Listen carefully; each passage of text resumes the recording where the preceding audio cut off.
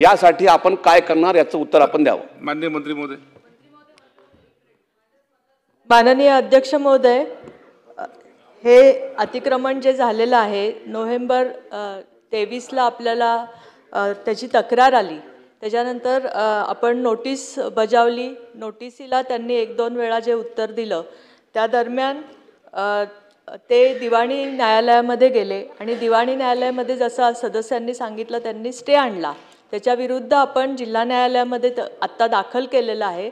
17 जुलैला आपली परत तारीख पडलेली आहे। त्या दिवशी सुनावणी होईल अध्यक्ष महोदय आणि ह्या प्रकरणामध्ये कोर्ट ज्या पद्धतीचा निर्णय देईल त्या पद्धतीने आपण त्वरित याची कारवाई करू अध्यक्ष महोदय आणि हे जे अतिक्रमण आहे ते निष्कासित केलं जाईल ही ग्वाही मी सभासदांना या सभागृहामध्ये देते।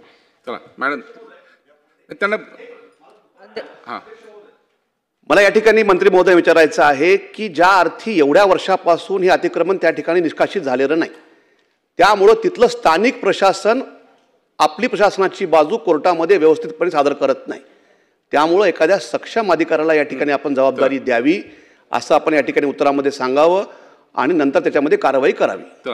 अध्यक्ष महोदय, निश्चितच सक्षम अधिकारी आणि कोर्टामध्ये वकील पण आपण सक्षम वकील सादर करू। सध्या हे न्यायप्रविष्ट असल्यामुळे आपल्याला काही करता येत नाही पण निश्चितपणे आपल्याला कोर्टाचा निर्णय लागल्या आपण हे निष्कासित करू।